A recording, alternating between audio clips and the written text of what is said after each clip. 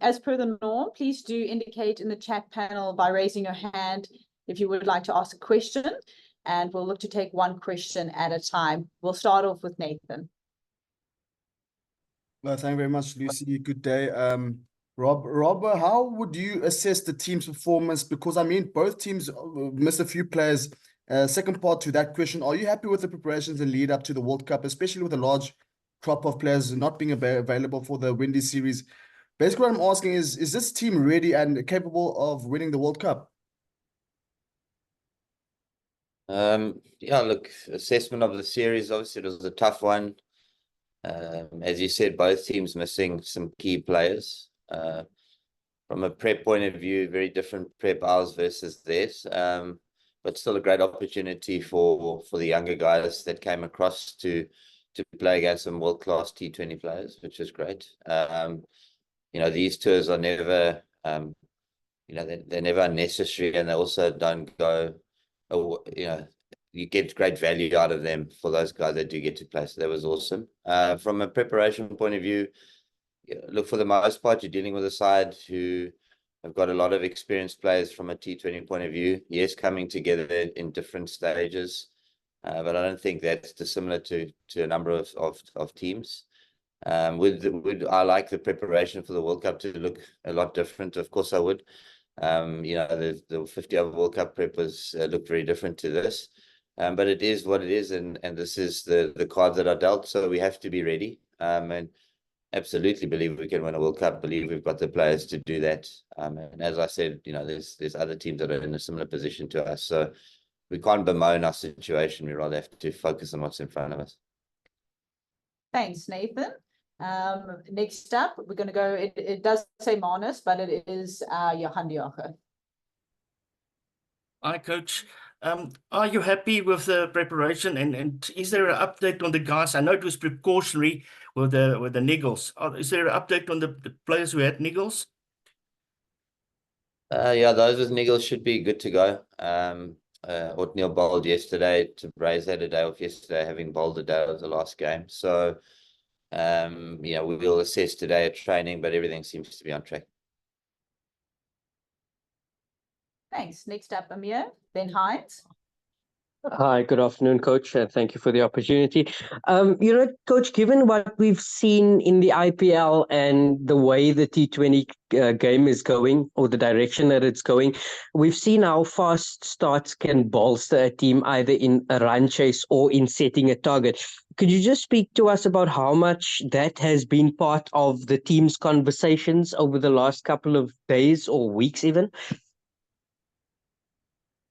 I guess you have to, you know, always be aware of the way the game's trending. So IPL certainly would have changed that a little bit. But I have mentioned, you know, the impact of the impact play in IPL.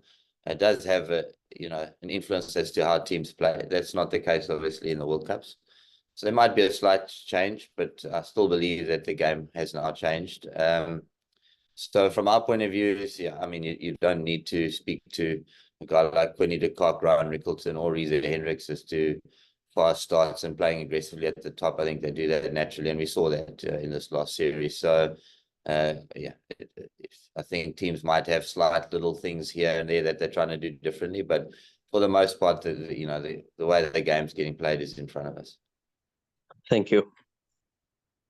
Thanks, Amir. We're going to go Hines. Hi, Rob. Hope all's well. I'm pretty sure you know it comes with the territory when a high-stake tournament emerges and stuff. There's obviously been a lot of, I almost want to say, reactionary reaction to the way Anrich's been bowling at the moment. It wasn't easy on those slowest pitches, probably for a guy of his pace and stuff. Just what are your guys' frame of mind? You know, what is his, you know, in terms of that? And is it just a case of him just bowling onwards, you know, in the build up to the tournament and just, yeah, keeping calm almost, I want to say? Yeah, it's a strange one. This game's a funny game. I mean, I obviously spent the week with him, and I genuinely don't feel he's too far away, to be honest. But the conditions really have not been against him. They've been tough conditions for a fast bowler.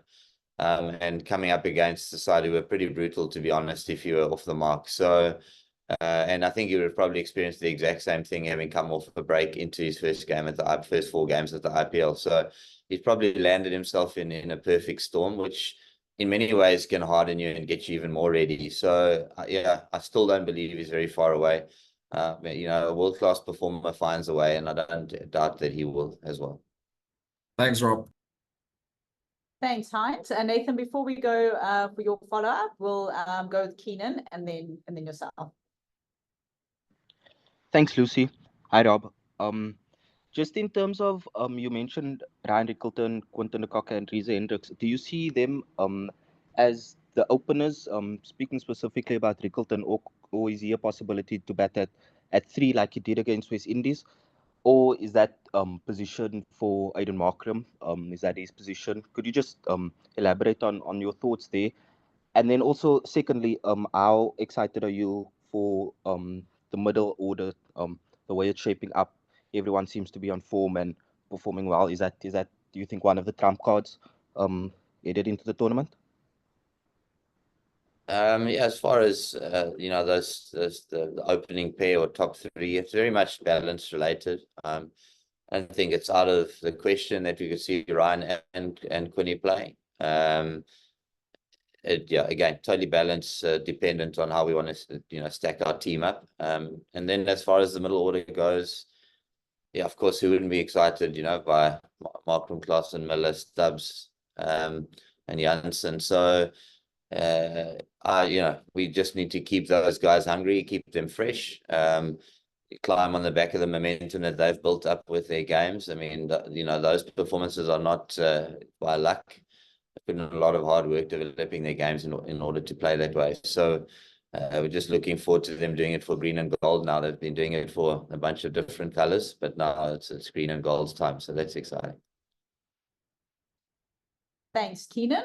We're going to go Nathan, then Morgan, and then I just want to check, Amir, just let me know as well if that's an old hand or a new hand. Yeah, So, I do have a follow-up, yes, but super. We'll go Nathan, Morgan, Amir, and then look to wrap with Heinz. Thank you very much again, Lucy. Rob, you spoke about trends. The England Cricket Board pulled their players out in the IPL players for the World Cup prep.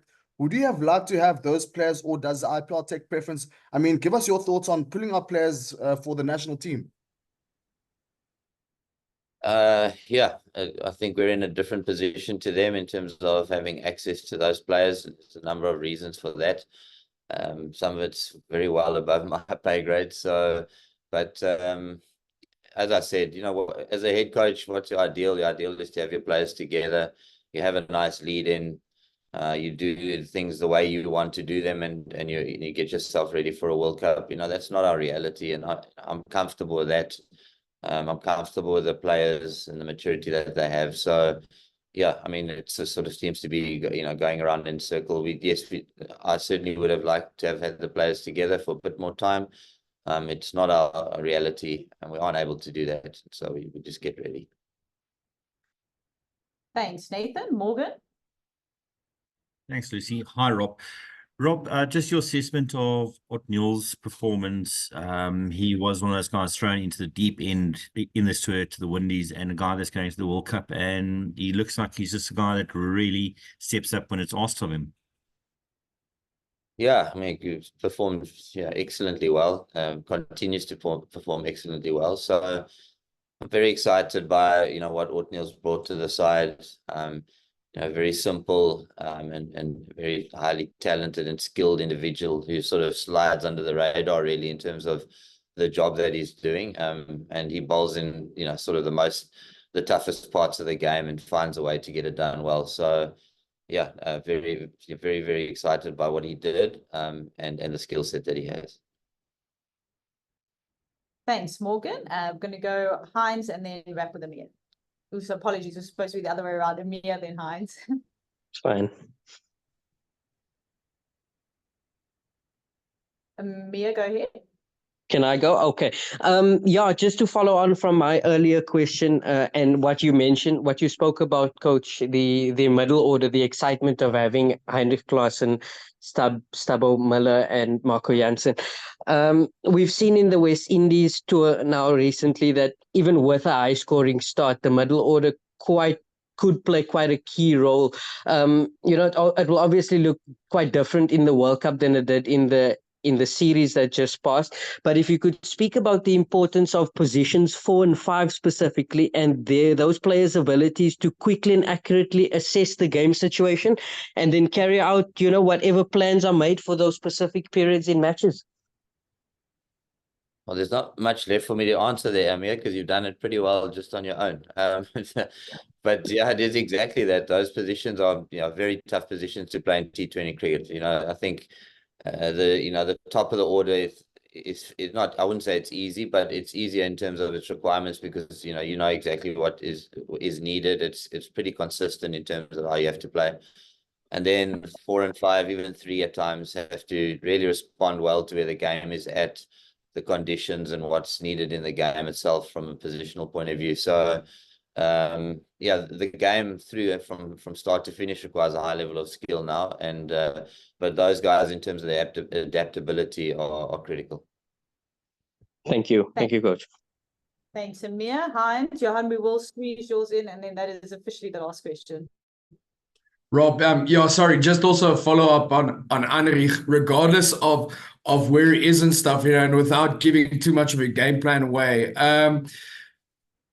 Where if he is on song, what do you guys ideally want from him? Do you believe he can be more nuanced, or is it really about actually exploiting that one thing that he has that many other teams don't, and that is just absolute full-out pace?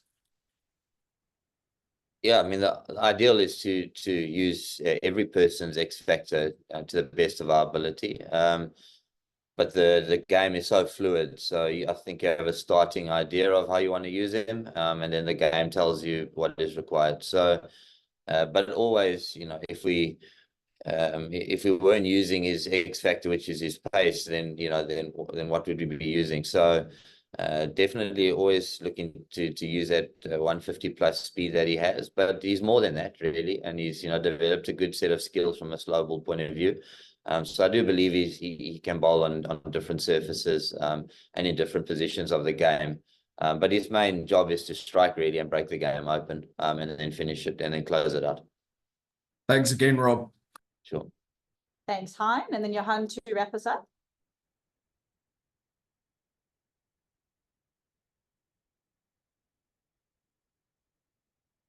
Johan, we can't hear you, so there we go. I think you've unmuted yourself. Rob, tomorrow you play intra-squad match, but what happened to the official warm-up match? Would you be happier to play against opposition?